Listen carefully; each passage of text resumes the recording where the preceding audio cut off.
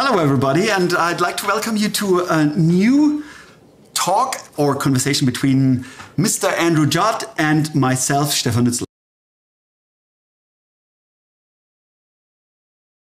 Thanks for showing up, and today's subject of our discussion is how to prepare yourself before painting. Because we thought it might be an appropriate subject in terms of that it's a good combination between the mental side and the craftsman side of things in painting. And I think that is also a big advantage to painting itself, I guess.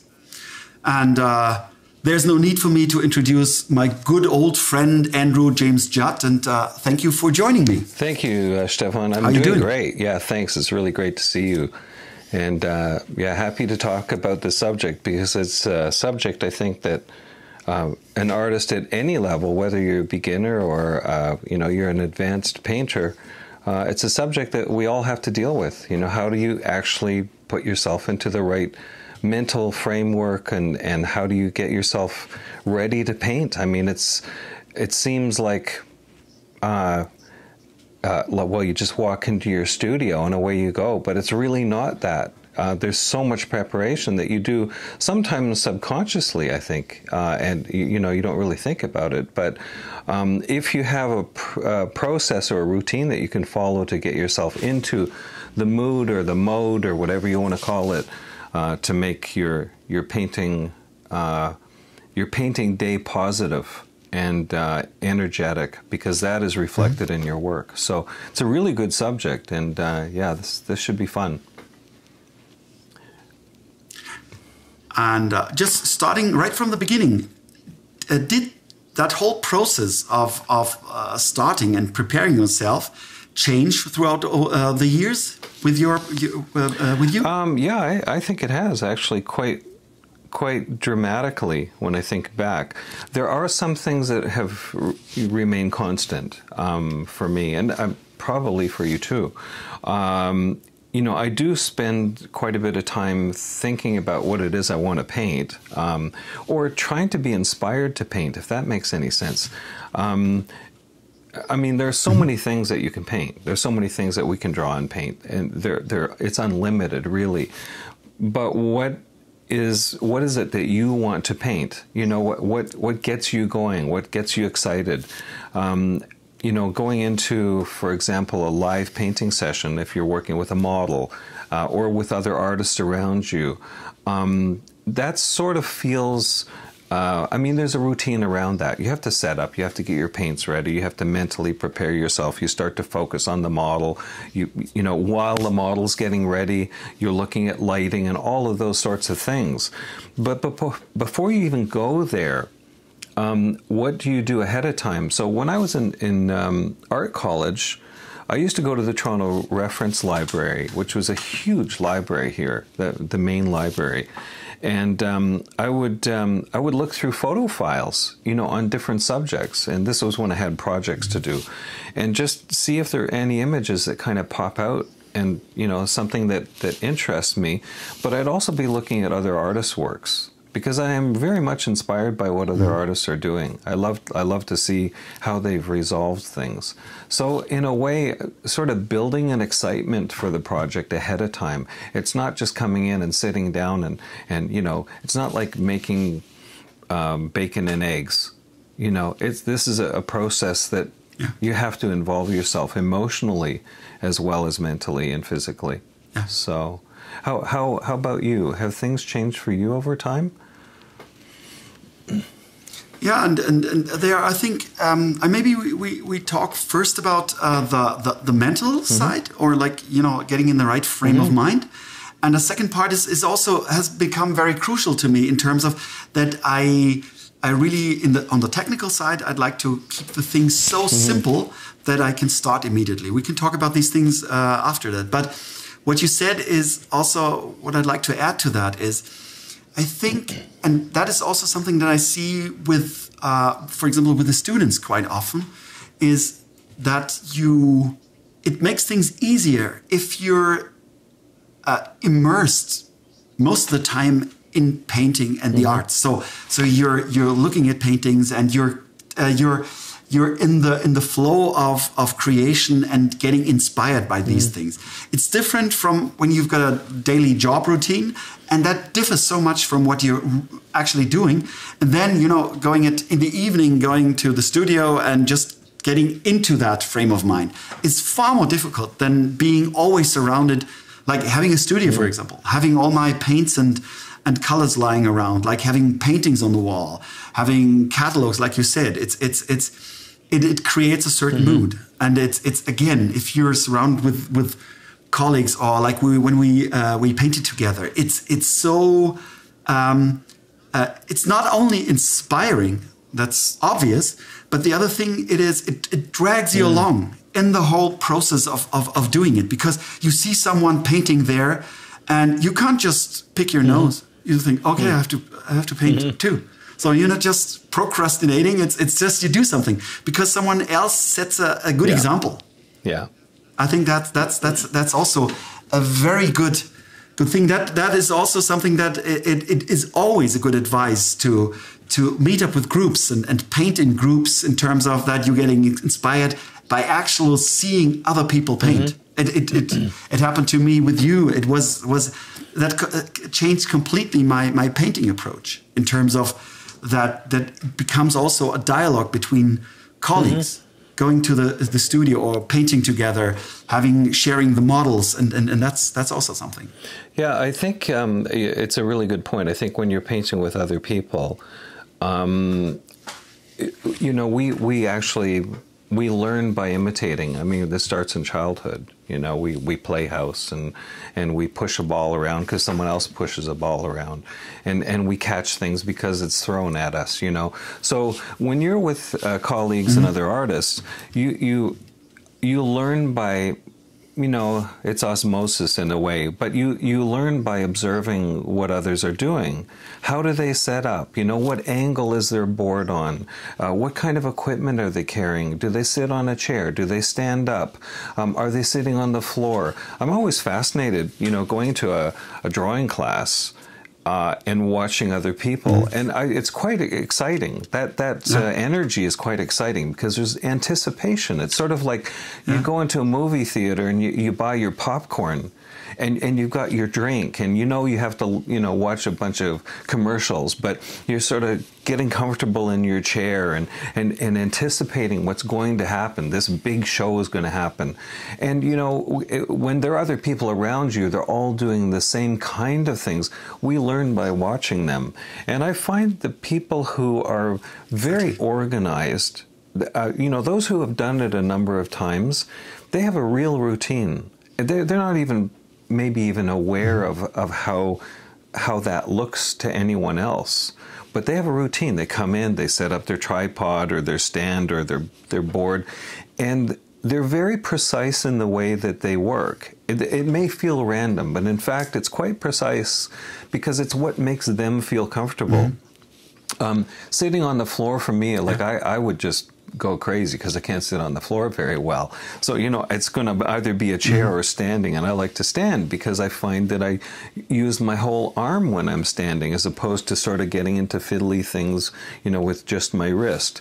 Those are things that you learn over time. Those are things that you teach yourself, and you find out what's comfortable for you. But we do learn by watching others, and I love watching professionals who really do know how to paint and have done this for a long time, because it's like watching an Olympic athlete. They just get in there and they know exactly what they have to do.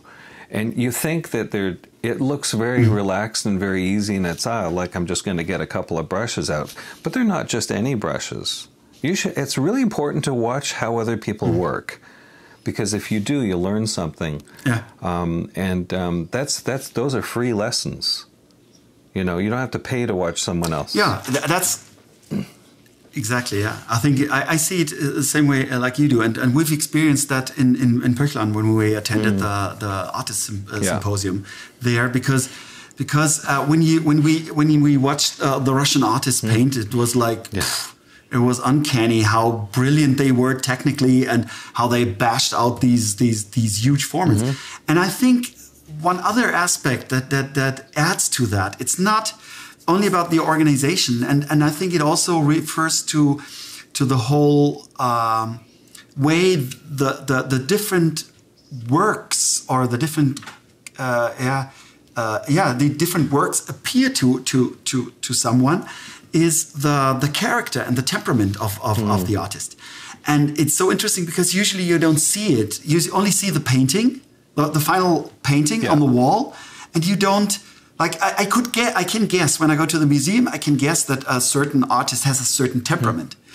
But when you watch someone painting, and this is something that I found so interesting in terms of you paint the same thing, and it gets painted in many different ways. But the main aspect, and I think that is also to me quite often the most important thing in a painting is the mood and the temperament that comes across.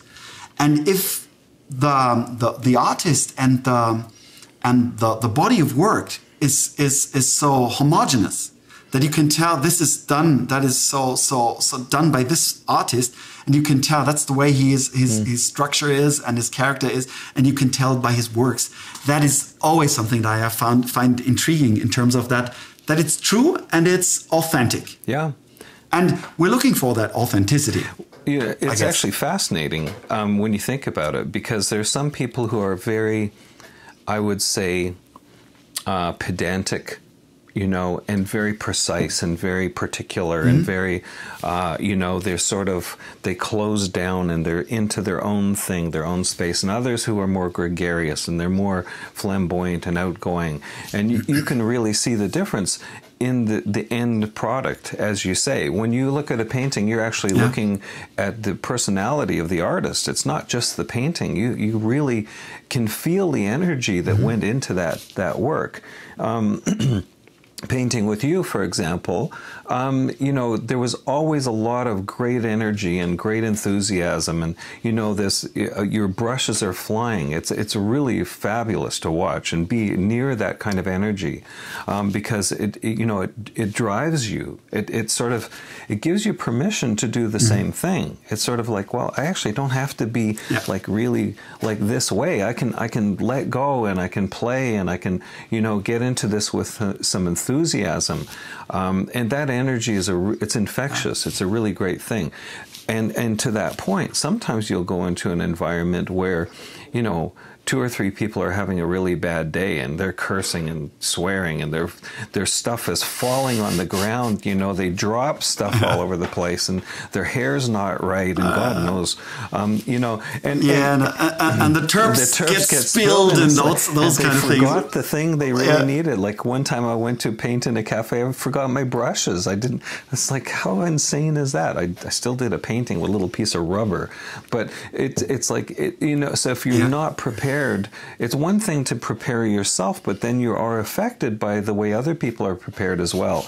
And if people are having a down day, or even if the model is having a down day, if that's what you're doing, and they're not in the mood, you can feel it, and so that's a whole subject in itself. How do you regenerate? How do you get the energy into that environment for yourself? Because you can't control how other people are feeling and what's going on with them.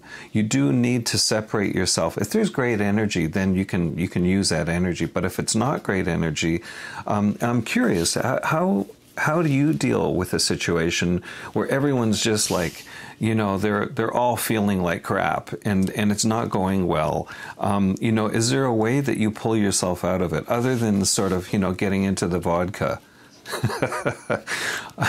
I mean, so into the vodka tonic. So is there something that you do? I mean, is it music or because you can do that. You can put in your earphones and listen to some upbeat music and sort of block all that negative stuff away and really focus on what you're doing. I mean, that's one solution. But is there something that you do?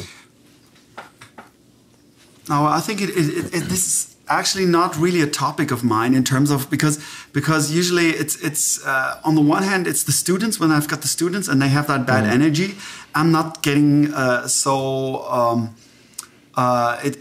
not it's not doing anything to me because I'm not painting myself. So so that makes a big difference. When I painted with others, it hardly happened to me, like in the artist symposiums, because I think that's, again, what you said, the pros are like, I learned that from you, and I can see it from others also. You're not so, I think that's a difference between a pro and amateur. You're not getting so upset by your shitty paintings, because we do it all the time.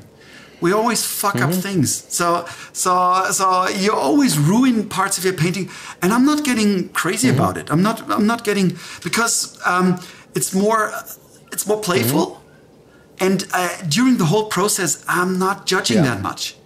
So it's not that I'm a bad painter, or this is, because it's more that I really push the things in terms of that this is supposed to happen. That you just ruin a certain thing in terms of, oh, I went too far, for example. But it doesn't matter, because I do it differently. So that's part of the process. So therefore, I'm not, like, for instance, I have a portrait, and the portrait looks ridiculous, because like the eye is hanging, it's got a very weird expression, and I really like that in terms of that it's entertaining for me. I really enjoy the fun of that crazy painting that I'm producing, and I really enjoy looking at it and having a fun. The question is if I really want to keep it like that. Sometimes it's a gift from the gods of painting. Then I try to keep it, but then in other parts I say, okay, well, just change it. You know, if I don't like it, or if it doesn't fit. No, if I don't like it and if it doesn't fit, then it's different. So therefore, it's not that much of an issue. But I'd like to come back to another thing that you said in the beginning. That is, you talked about what inspires you. And I think that is also a very important thing, because first of all, I think it is, I would define painting as I'm making my opinion visual. I don't know. It's hard. I would say it in German, but I visualize my opinion about things. It's not just a depiction. It's my opinion, what I think about it, or what I feel about it. It's more. So therefore, the subject matter is defined by that in terms of what am I going to paint. How do you pick your subject matters? Well, that's a really good question. You know, it's funny, if you have a commission, like a portrait commission, I'm just going to go back to because there's some funny things that go on in my head around portraits to make me feel relaxed. Like, because portraits are you know, it's a tense thing to do a portrait. I think it's the most difficult thing in the world to do. Portraits are brutal, because what you want is, you want it to look like the person, ideally, because then it's not a portrait if it doesn't look like them. But if it doesn't look like them, and when you're in the middle of doing a portrait, it doesn't look like them, I think to myself two things. One is, well, it might not be that person, but there's someone someone in the world that looks just like that. That makes me feel good, and maybe they'll buy it. Good one. And the other other thought that comes to me is, and I usually tell people, if I'm doing a portrait, you know what? If it ends up looking like you, or that's a miracle. If it looks like one of your relatives, I'm going to be happy with that. If it looks like your cousin or your brother or some family member, that's good. I'm really happy. If it ends up looking like you, it's a miracle. So I'm looking for a miracle. You know, let's just see if this will work. But to be relaxed around it, you know, is really, well, I've learned this from you. This is something that was really great to watch you painting, especially with portraits, because it's like, I don't really care right now about, you know, making the eye perfect or the nose or the mouth. You know, I'm going to put something there that almost looks like a mouth, and later I'll make it look like a mouth. And so you're sculpting, you're pulling it together with the confidence, knowing that you know how to do it. In fact, it was just recently I was watching it was a YouTube video, and it was Richard Schmidt, in fact, talking. He was being interviewed, and he said, and I'm paraphrasing, so it's not going to be exact, but said something to the effect that a professional, a good painter is someone who knows how to fix things. Who knows how to resolve things. It's not just about doing something perfect all the time, because it just doesn't happen. It's knowing how to resolve the problems that are going on. And sometimes it takes longer, and sometimes it just happens, boom, like that. When it happens, that's a miracle. That's a good thing. It's a lot of hard work. That's what it is, to get to where you want it to be. And where you want it to be maybe that never happens, because we look at guys like Rembrandt and think, well, the guy was unbelievable, but we also don't know his frustrations. We don't know all of the failures that he had. Nobody hangs their failures beside their brilliant works. And that's the other thing. No one hangs the photograph you've worked from beside the finished painting. That would be insane. Exactly. Because people would poke at it and find all kinds of issues. A painting is just a compilation of, as you said earlier, your impression or your feeling or the energy that you're bringing to it. And so that's an important thing to think about when you're painting. It's... I think I went off subject there. What were we talking about? Okay. No. So it's just, it's really, it's seriously challenging to do, to come to something mentally and feel a good energy and focus on that. And the challenge is to yourself. That's the other thing I think that's really important. It's not showing off in front of other people. It's not trying to prove anything to anyone else in the room. It's proving to yourself. So the journey is to improve yourself. Can I do better at this? Can I do better at this than I did the day before? And guaranteed, there's an absolute guarantee that if you paint, you will be frustrated, you'll be disappointed, you're going to fail over and over and over and over again. It's not going to be what you want it to be. But during that process, you will have times of success. And they accumulate as well. And so the failures, you got a great big pile of failures. Hundreds of them. But gradually, because of those failures or those things that didn't work, you find ways of resolving it. And those successes start to pile up. And that builds your confidence. That builds your ability and your skill set. So I think that's really important to recognize, especially if anyone here is, watching who's a beginner painter. It's a long journey, and it can be a very frustrating and tough journey, but it's also a journey full of joy, because when you do pull something off that looks really great, it's like, wow, I can't believe I did that. And other people can't believe it either. So it's like, it's exciting when that happens, and that's the energy you want to go for, and that's why you do it, and you want to keep it fun, ideally. And my question was that how do you... You had a question?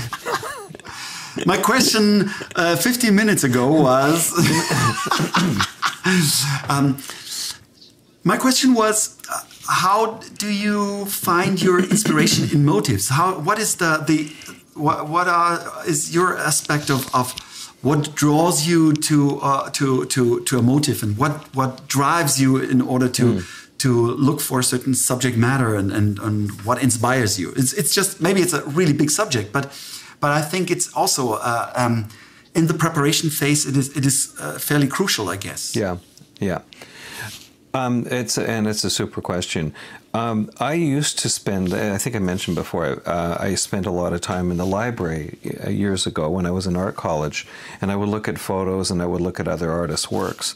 But these days, I think the biggest change now for me is my own photos. I really like working from my own photography. And I think the reason, well, there are a couple of reasons. The fact that I took a photograph of something means that it meant enough to me to take a photograph. There was something in it that appealed to me. something there was interesting. Now, a lot of my photographs are just awful. You know, they're, in fact, and I also say sometimes my awful photographs make the best paintings. Because you can look at a photograph that's kind of out of focus or fuzzy, or it didn't capture what you thought it was going to, but it captured the idea of a painting. And I really like that when that happens. Exactly. So your photographer, I like having my own photographs to work from. Not always. Sometimes I'll see something like online. I'll be looking something up and I'll take a screenshot. What motivates me? I mean, I wish I could pick a subject category. Unfortunately, I can't, because I like to paint landscapes, still lives. I like to paint people. I like to paint buildings. I like to paint, whatever is out there. I like to paint it. It's kind of like an ongoing challenge. But I can say there is one consistent thing, and that is, what is light doing? What is the light doing in a situation? And so, I've heard it said that, artists are basically, we're capturing light, light and shadow, the relationship of those two. That's photographers are described like that, I guess. Yeah. Also. So, if I love Andrew Loomis's, I quote him where he says, it's all about light, because when you turn the lights out, you can't see anything. So...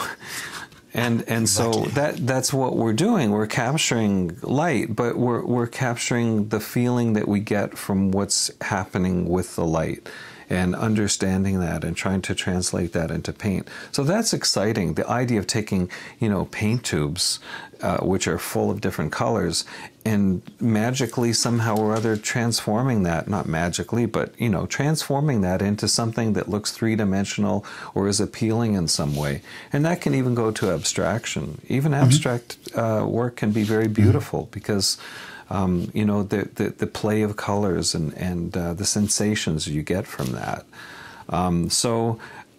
What inspires? I like very much being around other artists. I find that very inspiring. I think that, to work together with other artists is really, it kind of gets the energy going, because you're learning when you see what they do. But I also am very excited about, what is happening with light, and the idea of how do I frame that, or how do I quantify that? How do I put that into something that is recognizable, not as a photograph, but as a painting, something that's beautiful, or maybe something that's really ugly that's still beautiful. Like, sometimes you'll see, a subject that's pretty gruesome, but you think, well, is there a way of capturing that and turning that into something that, into a painting that is something you want to look at again, or have someone else look at? So, yeah, I don't know if that summed it up very well. What about you, Stefan? What are the things that motivate you? First of all, I guess when I look at my body of work, it is mostly people. I think it was from the beginning, and it still was. And also during the time that I met you in 2005, when I started doing extensive plein air and on-site, like interiors, it was a little bit about avoiding people. I was really tired of meeting, waiting for models. And also another thing was, you already talked about it, I think it was also a transition phase of I realized that working with a life model has its limitations. Like, what can you do as a life model in terms of that there is a certain limitation in terms of posing, for example. You can't stand for 3 hours on one leg, for instance. It's like, if you do something crazy, the photography makes it easier. In terms of that, and that was actually the phase in between that I transferred to a better camera, where I really liked the quality that I could achieve. I also concentrated very much on photography itself, in terms of setting light and getting all these things sorted out. And now I use, for example, the camera and shooting as my sketchbook to a certain extent, because I can alter things quite easily. And if I have to have a sketch, I will do one sketch, or in 3 hours I will do a little, I don't know, maybe 10 sketches, but they're not very refined. So, so with the combination of photography and drawing and painting, I also achieved a certain liberty in picking whatever I want. And but really, here's a but. I have to say, painting outside from life, especially plein air, really helped my sense of color, seeing light, and what you were mentioning. And that also helped me immensely in terms of that I can improvise whatever photograph I have. So therefore, you know that I think I learned it from you quite a bit in terms of that you can alter these things. And for example, you were talking about your photographs, like they looked really crappy in terms of photography, but they were already painterly. There's a what's the Paul Foxton, the still life painter, said, when you look at a subject matter, it is important. And I think that quote, I even wrote it down.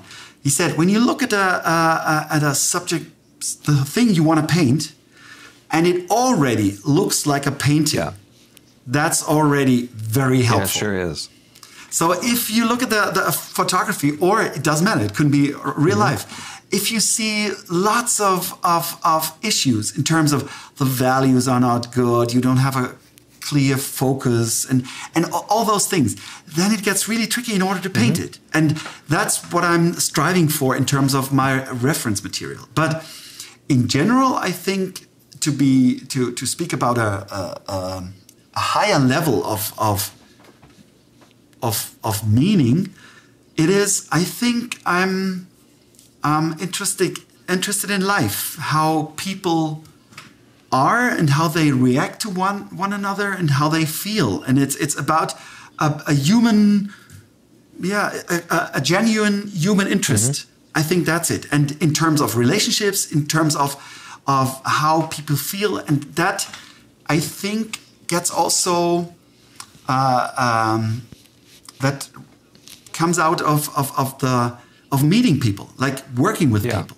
That really feeds the whole thing, because when someone poses for you, it's a very intimate situation in terms of that it's very concentrated, and you have interesting conversations. And these conversations, they are. It's like it's difficult to say that, but it's a little bit of a situation like in therapy, like, because you're not befriended, but still this room is a safe room. So, and it's also really secluded from any influence that happens outside. When you're finished, you go outside, then other things happen, and the daily life happens again. But in the studio, you forget about time, you forget about drinking, about food, and everyone who paints knows that feeling that you're getting in the flow and you just lose yourself. And the models do it too. But my aim is also to make the models feel, first of all, they have to really work hard. But I want them, when they leave the studio, not to think about that they worked very hard. I want them that they think they had a good time. They really enjoyed it. Although it was hard work in terms of that was exhausting, posing and everything. But the conversation, the fun, the breaks where you have a coffee or a drink and then you talk about things and that makes the whole thing. And that feeds also my subject matters, what I'm talking about in my paintings. I think that's really, I've come to a really interesting place, because now I have, with photography, the ability to do anything, and painting helps me to bring it to a different level, because I find, to a certain extent, the photography a little bit boring, and that's got something to do with the surface and the surface quality, because paint is really sexy. Yeah, I agree. Color. I mean, the surface. Well, that's something. I always say to my students, and that actually a painting is a sculpture. It's a very thin sculpture, sometimes, but it's three-dimensional. You know, it's not a smooth, flat, shiny surface. It's not a print. It's actually a physical compilation of all of the things that are going through you, that are passing through your mind and your hand. It's a physical action that puts something down onto a surface, and you are sculpting it, not just with values and colors and so on, but you're literally physically putting paint down that is creating a different texture and a different surface than what you get from a photograph. I mean, there's some beautiful photographs out there that I think look like paintings, but they're not paintings. And so it's a very different thing. Photography is very different than painting in that respect in particular. I mean, there are some photographers in my mind, and I'm thinking of a friend in particular, Alan Davey, who he paints with a camera. Like he just has this sensibility. He makes images that are absolutely stunningly beautiful, and it's art. You know, there's no question that these things are there's a depth to the subject matter and the way that it's portrayed in his lighting and his ability to do that. And they're inspiring to look at because it makes you want to paint. And, you know, I know he likes my painting because we have a lot of things in common in the way that we see our images and so on. So, you know, the photographer's mind and the painter's mind can be one and the same, but the tools that they're using are very different, that's all. And the fact that you're using both, I think, is a great thing, because, you know, you're exploring light, and you're doing this with a camera, and you're also doing this with a paintbrush. And I think that one inspires the other, and it adds even more depth to the things that you're doing. And I think really, ideally, a painter should have, you know, at least, well, be taking photographs with their phone. I remember you saying, what's your best camera? The best camera is the one that you have, you know, on you.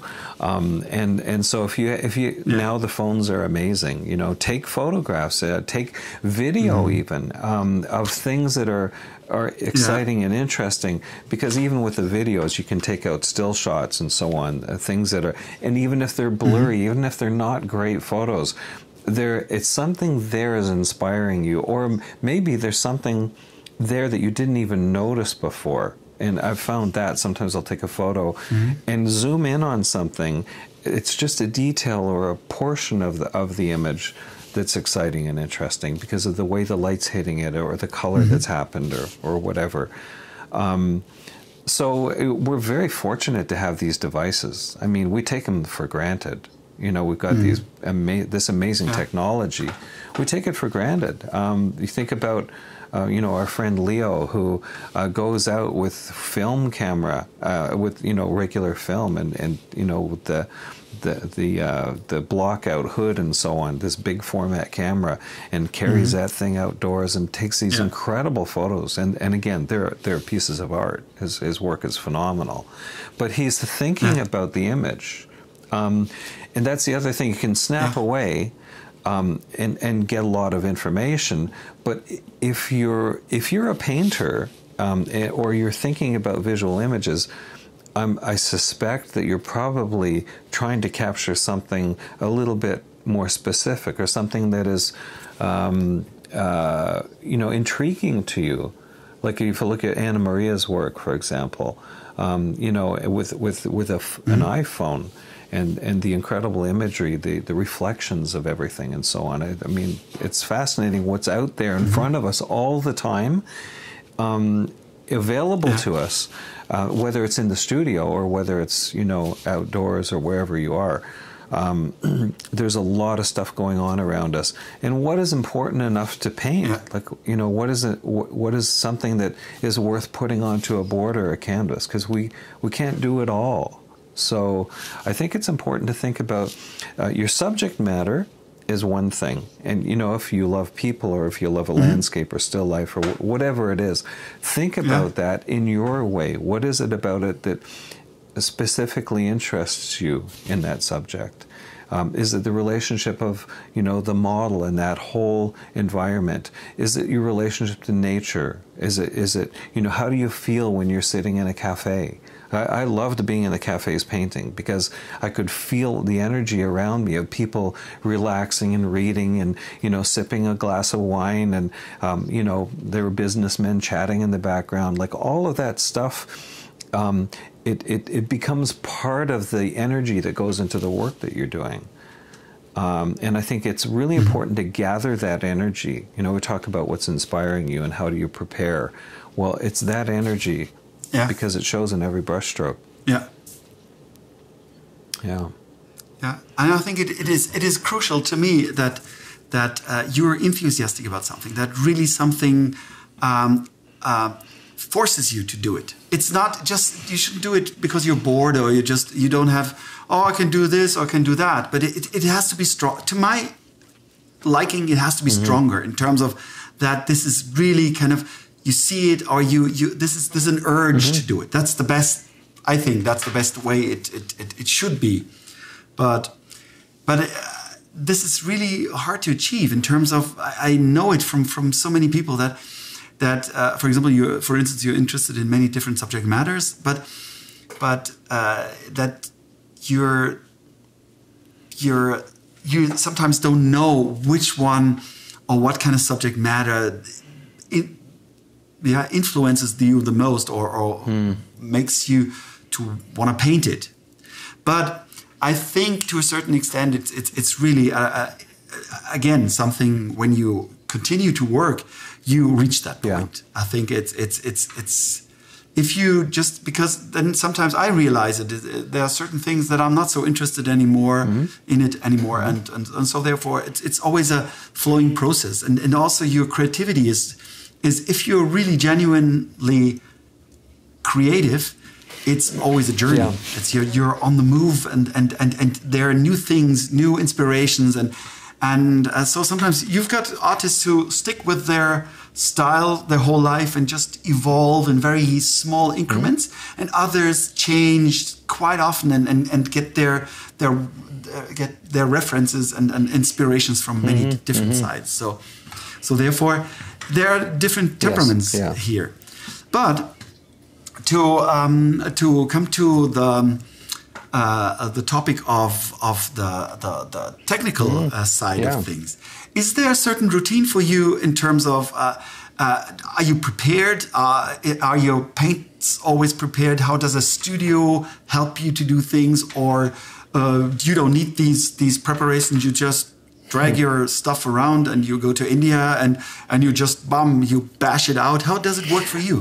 How does it make things easy for you? Okay, so it's great. It's good to talk about that because I used to sort of put my primary colors out in a very specific order. So and it would be from like light to dark. On my palette. So it'd be like titanium white at one end and ivory black at the other end, with my double sets of primaries on my palette.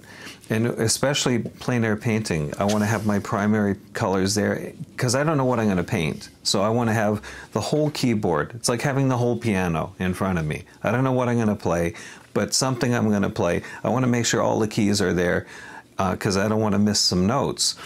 And that's a funny thing because now I find that I'm limiting myself a lot more. So I'm not as interested in having every color in the rainbow because I realize that actually doesn't work very well. Maybe all the colors are available, but it's funny, when I'm painting now, I find I'm only using maybe 3 or 4 colors only. Or maybe 5, and because when you get all your colors going, then it's just a lot of noise. Everything's trying to get attention. So I find less is more. That's one thing. And to that point, if I'm painting on location, I still have the whole piano keyboard, but I only use certain colors depending on the subject that's in front of me. Of course, that kind of makes sense. When I'm painting in the studio, though, there's something that has changed for me recently, and that is I pre-mix a lot of colors that I think I'm going to need in the painting. And I pre-mix piles of which sounds kind of, ridiculous, but it's actually fun mixing and trying to get the right color working.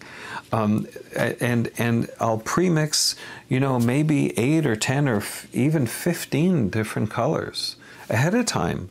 And I never used to do that. But in doing that, I find that it forces me into a freshness of application of paint. And it's nice, clean color, and sometimes it's not even the right color. But it's the value's right. So if the value's right, it'll still work within the painting. And I love playing, warm against cool colors and transparent against opaque colors. Like that's just kind of this little dance that happens all the time. So preparing that ahead of time and really looking at the subject that I want to paint, which is usually from a photo that I've taken, or it's a photo that I've even played with in either Photoshop or in, usually not Photoshop, but Procreate, something like that, or I'll posterize it or do something with it to take it away from its original look, because I want to do something more than the original look. I don't want to create a photo. I want to create a painting. So I'll play with it and see if I can push the color some way or another way, and prepare all of that ahead of time. And it's sort of like, I remember going into life drawing class and one of the teachers saying, you should look at the model before you actually start to draw. It's like, what? What? Of course you do. He said, no. You have to. What? You actually have to look at the model. Spend 3 minutes and just look at the model and look at the light and the shade and the prepare yourself for what you're going to do. I mean, what a brilliant idea. It's so simple when you think about it. We have to look at the model before we draw them. But looking and observing. And I think that it's important, an important distinction. It's one thing to look and say, yeah, there's someone sitting there. It's another thing to observe, where you're looking and seeing where the light and shadow is and the shapes that are interesting to you, and what is the most important part of those shapes. What is exciting about, because there's always something interesting in the shapes that are in front of you. So it's not just about reproducing what's in front of you. It's about Can I add something to that? Because I really like to go in there, because this is actually something that really drives me crazy. First of all, it's for example, you have with the figure drawing classes, you have these short portions, for example, 2 minutes or something like that, and the model changes the pose and everybody starts drawing. And they think, oh, it's only two minutes. But interestingly, a good friend of mine used to say it quite often. He said, slow down and speed up. And I think you got it from my old boss, from your boss. Yeah. And interestingly, it is exactly what happens is the moment you look at the model, you already draw. You're already drawing, because you like you said, you observe everything. And the moment you start drawing, you're more confident and you're quicker, and that's the craziest part of it. So therefore, everybody thinks, oh, I have to hurry. But if by doing that, there's another component to that, and then the other component to that is when I look at, and it doesn't matter if it's a model, if it's a tree, a landscape, whatever. I look at my subject matter, and by looking at it, I figure out what is it that interests me to paint it. And I think I wanted to add it before, because, for example, it helped me, for instance, with landscape painting, plein air painting, quite a bit. First of all, I look at my subject matter. It's really difficult to pick to pick a good spot, and you think, does it make a really good painting? That's really, I know it from plein air classes. That's the biggest hurdle that the people have to take, because it's overwhelming. You can paint anything because you're surrounded by so much motives. And then you figure out what you have to paint, and then you're standing there and you look at the painting. And the main aspect, what happens is, if I define, or when I define what interests me and I paint it, that is the point where I can stop the painting, when I'm finished. Right. That is crucial. First of all, I spend some more time, then I lose time. Then I make a proper drawing. That takes also longer, and I have the feeling, oh, I'm not going to finish it. But every time I painted like that, I was done quicker with the whole process. And especially when I defined my goal, what I wanted to express, then I had I knew when to stop. Because if one thing was the important thing in the painting, once I've established it and painted it, I painted the rest in order to support it. Only to that extent, to support this part. And then I could stop and not adding another detail and another detail. And by that, I would confuse the viewer. That's what happens most of the time. Because, and when we painted together, for example, I think it was countless what happened when we painted together. It was always, you look at my paintings, I looked at your paintings. And the only thing, I think most of the time, what we said was only little dots of color, like highlights or accents. But most of the time, you had to eliminate something in the painting. You had to soften something. You had to take something out. That was, in the end, the thing you had to do mostly. And I think that is one of the best lessons. In the end, you just add a few, like these super details or something that really makes something sparkle or some color accent, whatever. But it's really minor. The main part is taking things out of your painting. You're right. It's like you do that in your live streams all the time. You soften things, you get rid of things when something gets too busy. If the color is popping out, or it's you can see it all the time when you're doing a live stream. And I've experienced it with you so often. So saying more by putting down less. I think that's really, less is more. I know that's something that I go on about, but it's really true, because if you put a whole lot of stuff in there, the impact, the feeling that you're trying to get across gets lost in all the minutiae and all those little details.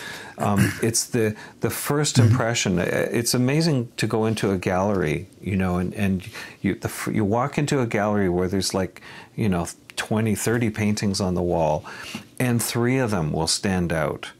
And it's like, why? Why are they standing out? And I've tried to understand this, and usually it comes down to your initial impact, or that feeling that you have, because it's strong compositionally. The values are working, the colors are working, and for me, composition is something that comes to me a lot, because I realize, if everyone paints a tree right in the middle of their painting, and that's where it is, and we know it's a tree, and there's some apples on the ground, and the whole story is there. It doesn't give me any place to get into the painting. I'm not excited by it. But if someone puts a tiny little apple tree on the horizon, and there's all kinds of grasses leading up to that, and a tiny little cloud that's coming off the edge of that tree, I mean, you're picturing that right now. That's exciting. It's like, I want to get to that tree. Like, I want to get over there. I wonder if there are any apples under that tree. And maybe that's the illustrator in me. I don't know. It's one of the reasons I love Bernie Fuchs' work, because he, had these incredible dynamic compositions, and he didn't tell the whole story. If you tell the whole story, you're going to lose your audience. Yeah, if you go to an opera, they don't tell you the whole story up front. They don't say, oh yeah, and this person died. They don't say that at the beginning. You have to go through the whole program, and you get involved, and you get excited, and then at the end, boom, someone gets shot, and it's over with, right? Well, I think a good painting needs to let the viewer be intelligent around it. You have to understand that the viewer has some intelligence around it. So less is more. The less but this is a challenge. What do you eliminate? Like, what do you take out? So that's where you come into the picture, right? That's something that you do very well. If I can say, like, when you're painting a portrait of someone, what can you get rid of? Like, how far do you go with that? And often, I know for me anyhow, often the impact is gone when I try and put more in. If you put in less and you do it in the right places, then the viewers, the impact is there. You know, it's the simple message that has depth to it. And that's an eternal challenge. I mean, you know, so often, like the problem with knowing how to paint is knowing how to paint. So this is the thing. The more you know about painting, the more you can put into your painting. And it's holding back on that is the big problem. Because you know how to make something look precise. You know how to make the reflection on the glass. You know how to make, you know, that little sparkle on the water. You know how to do all that stuff. It's so tempting to show off, to say, look, I can make beautiful little reflections. It's so tempting. And you want to do it because you want to prove it to yourself also, right? It's like, I know how to do that. But then you lose the whole message when you get into all that fuss. So it's just my feeling around it. There's I admire the hyper-realists, I do, but I also realize that I'm bored with it. You know, it's actually boring. I'm impressed that you can do it, but I'm bored that you're a machine. So, you know, you're reproducing exactly what you see. So that's a strange thing, isn't it? Yeah, it's that's right. Anyhow, back to the physical preparation. I mean, the mental thing is one thing, but the physical preparation, I find, going back to this idea of looking and observing. While I'm mixing paint, like a lot of different colors, I'm observing the photo that I'm working from, or the image that I'm working from, and trying to figure out which colors are important in this. Where are they going to need to go? And, you know, I'm looking at the things that are exciting within the image to try and create a powerful image with good, clean color. And, you know, it's sort of like, look for an hour and paint for 30 minutes. And you know, in that hour, prepare yourself in every way you need to, with a palette knife, with the brushes you're going to need, with the medium, whatever it is you need to put that together. And it's like a performance. It's like putting your makeup on before you go on stage. You know, you have to do it. Like if you're a clown, like the clowns are brilliant, right? They get out on stage and they make us laugh, but they've worked for hours and hours and hours putting themselves. Some clowns do. They've worked for hours to put themselves together. Well, if you like clowns. Yeah. Or any performance, when you think about it, you know, they have spent a long time putting it together so that they're on when they need to be. Yeah. Yeah.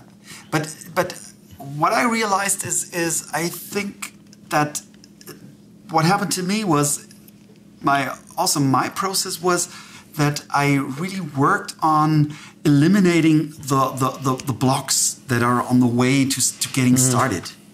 Because, for example, when you have to set everything up, you know, you don't have a studio. It's just you have to put up your easel, and once you're done, you're tired. It's true.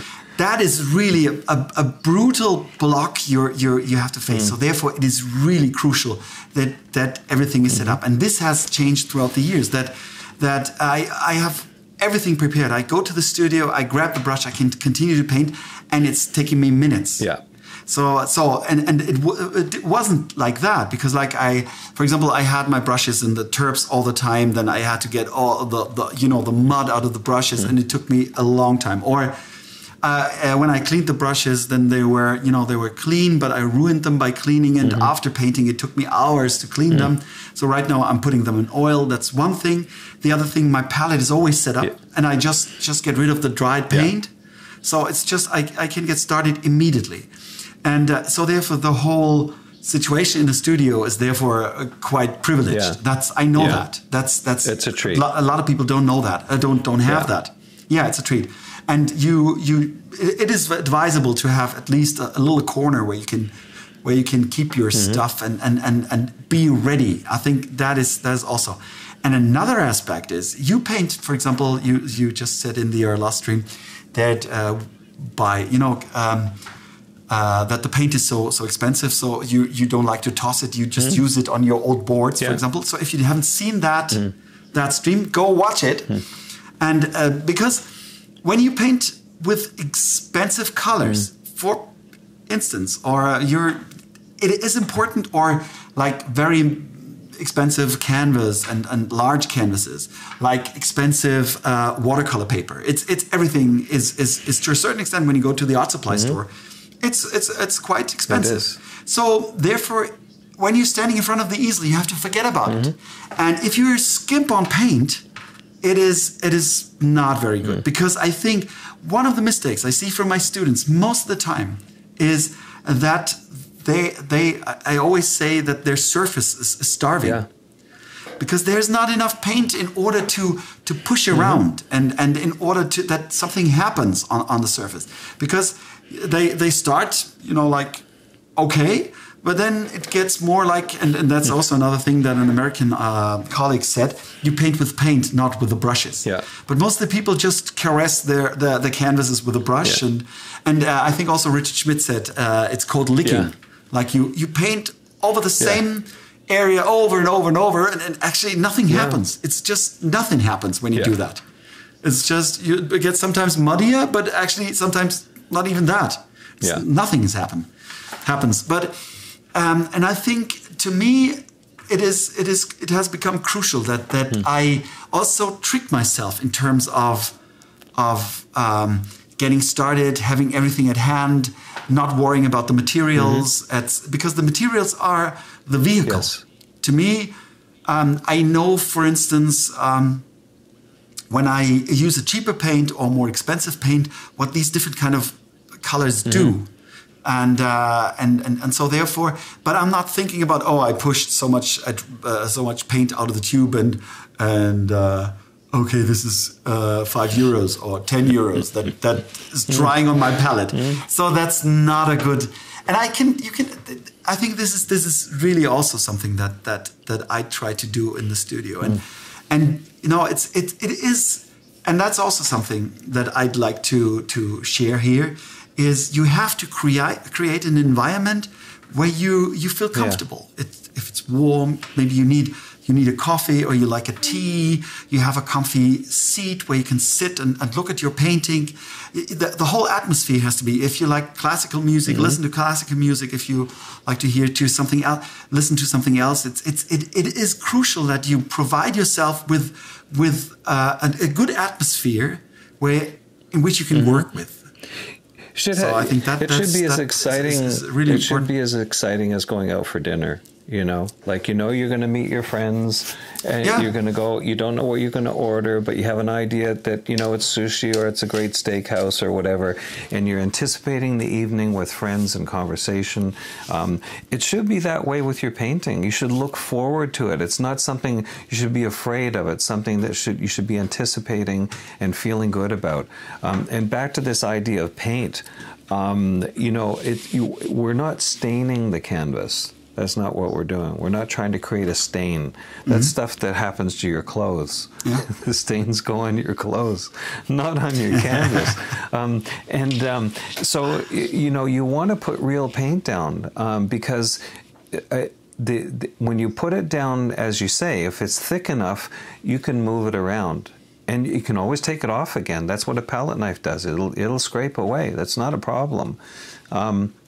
Putting it down in a thick way gives you a thicker way gives you an opportunity to do things with it, with edges and all that stuff. And if it's thick enough that it's still wet the next day, even better, because then you can go back at it the next day with fresh eyes, look at it, and brush a few things out that need softening, or add a little here or there.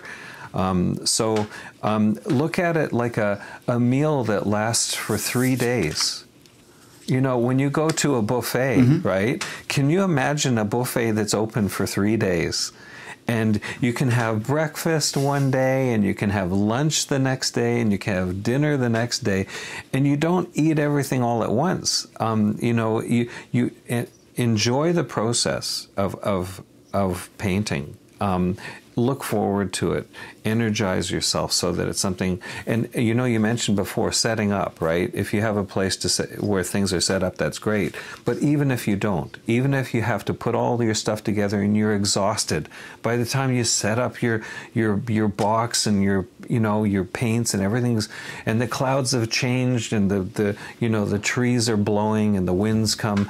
Well, take a break. No one says you have to paint right away. The minute that you set up, you don't have to paint right away. Take 5 minutes, have a beer, you know, relax, enjoy, look around, maybe reposition your box to something that's maybe even a little better than what you were looking at. Take your time, enjoy the process, because the problem is if you don't want to do it again. It's like, oh man, I have to drag my stuff out, you know? Yeah. But also another thing that I think I learned from you when you first painted together with us, that you had that suitcase that you, like a push-out box, and the suitcase push-out box that you built yourself. But that's also I think I saw it from you, and also because of the American painter world, where these paint boxes or these push-out boxes are quite popular. For instance, I had a painting class last weekend, and I always take my backpack with me, and in this backpack is my studio, because this push-out box is so small, but it's sufficient to get started. For example, even when I've got a big easel there and a big canvas, I use the push-out as my palette. You do that the same thing. And if you've got smaller things, you use the push-out box. But setting that thing up and having all your paints available, or for example, when you go out and you put all your paints already before in the box, you can do that. That saves you time. But in general, setting up takes me, again, 5 minutes, and then I can start painting. And these things were crucial to me in terms of to get rid of the block or the hurdle to take in order to get things started. I think it is always about tricking yourself in terms of what keeps you from doing things, or slows you down, or Well, that's it's funny. In that, like with this last live stream, you know, in tricking yourself and fooling yourself. If I take a canvas that has all kinds of old leftover paint on it, I say to myself before I even start, it's almost done. All I have to do is put in a couple of trees and a bridge, or whatever it is, right? All I have to do is just correct color a little here and a little there, and it's done. It's already painted. It's already, you know, I have to do a few things just to make sure people know what they're looking at. And it is this process of tricking yourself in a way. It doesn't become a massive undertaking. It's not like I have to amputate the whole leg. No, I only have to take off a toe. That's it. If I was a surgeon, right, and I have to do surgery, and they say you have to take off the whole leg, that's a big project. But if you only have to take off a toe, that's not so bad. Maybe, I don't know. But relatively. Good example. Very good example. Metaphors. But you know, if you're painting and most of it's done already, then it's just going in and if you can approach your work as if you can see it painted already, and this is something I know that Schmidt talks about. If you can imagine that it being painted already in your mind, that really is a great way to start. It's visualizing your painting. Yeah, it's a great way to start. Yeah, I think so. Yeah. In order to wrap things up here, is there something that you find crucial, or is there an advice you would give to people in order what you think is the most important thing or the most relevant thing for you, or what the people should look for in order to get things started before they paint? What's the most important thing for you? So one thing, when I find that I'm kind of winding down and I'm not sure what to do, I really don't know what I'm going to do, I go to an art store. And just walking through the art store is enough to get me going. It's like, look at all these different things, these supplies. I never tried that before. Look at that beautiful piece of paper. I wonder what that would look like with this or that. So if you're going to play, go to the playground. That's where you get inspired. When we would go to Busner or Gerstecker in Vienna, here it's Above Ground Art Supplies. I walk into the place and I see all these amazing brushes that are just waiting for someone to use them. They're just and the watercolor papers waiting for an image, and I get it. So when I'm winding down, I just love to go into an art store. The problem is I end up buying brushes and I don't use them for a long time, or maybe I use them right away and it's like, oh, I actually don't like that brush. But be inspired by looking at the material and also looking at other artists' works. I think it's a really good thing. A lot of artists don't do that. They say, I don't want to be influenced by them. Well, that's fine. Maybe that's okay. Well, I can think of a couple of people in particular.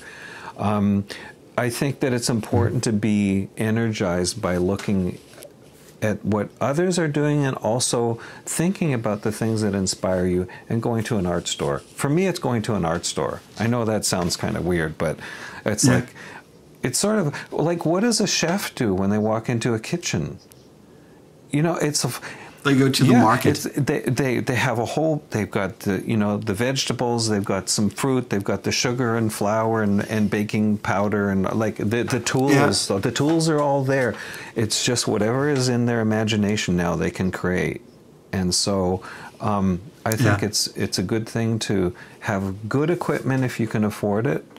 Good paints and good canvases and all of those things. Set yourself up for something ambitious.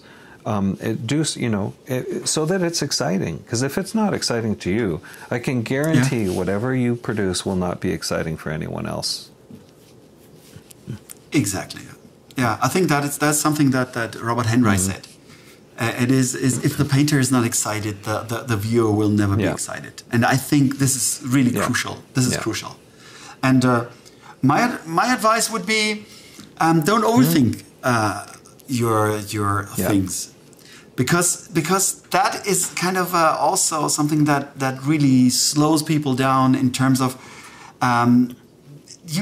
because a lot of people say I'm a perfectionist, and actually that's not true. That's really not true, because Salvador Dali once said, you don't have to strive for perfectionism, because you won't reach it anyway. So in terms of that, it is more, and I think that is the point. It's about losing control and the fear of losing control. And I think that's the most fun part in painting. When something happens, is our good friend Bob Ross used to say, all these happy accidents. And that's his saying. And that's what he talks about. He was good the at happy it. accidents. These are the... Yeah, and these were the gifts that the gods of painting provide us with. And if you just are not aware of it, and if you're not open to it, you just toss these gifts away, and you just continue to paint. And it's again like you're there, and if you would step back, sit down, look at your painting, maybe it's already done, but you don't do it. You just continue standing in front of the painting and just making things not as good as they were before. Just because you had a 2-hour class doesn't mean you should work for 2 hours. I mean, you could be done in 10 minutes. And just to your point, also not thinking too much about it. If you can just put one mark on your canvas, that's the beginning. That's how it starts. Just put something on the canvas, and from that you can build whatever you want. Yeah, to me it is. I can add something else to it. To me it is, and I always say that it's to me when I start painting and push the paint out of the tube on the palette, and you've got these bright color notes, these pure colors, which aren't transformed into anything yet. And you do that. That's your job, and you do something really special out of these things. But the moment I do it, it's the same thing to me. Like I start a menu, I start cooking, and I fry the onions. I just put them in the pan and I fry the onions, and the smell, and I think, oh, it's gonna be good. So that's I think the equivalent to me with the paints that are so it's so beautiful to see these things, and it's like it's the art supply store. It is these things. I think all these materials, everything. Also, when you prime your canvas yourself and do these things, it is these. I think all these materials, these dead objects, are getting filled, or there will be love on top of it. They come alive. Or they will be. Alive. They yeah.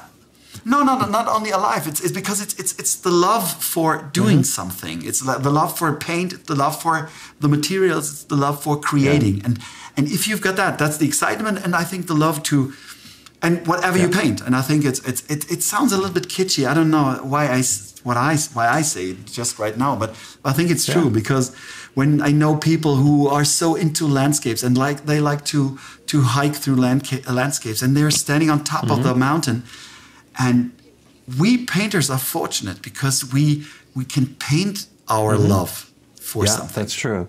And I think that's really something that I think that is intriguing and touching for the people who resonate to the paintings. You know, it's not just a recording. It's an experience. It's not just about you know, and again, with photography, as amazing and beautiful as it can be, and the setup is really important for them. For a great photographer, they have to set up as well.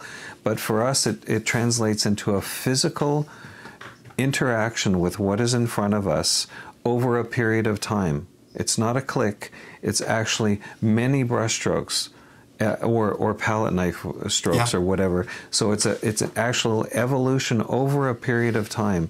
Someone said this about a portrait, where it's not just a reproduction of the person in front of them. That's not what it is.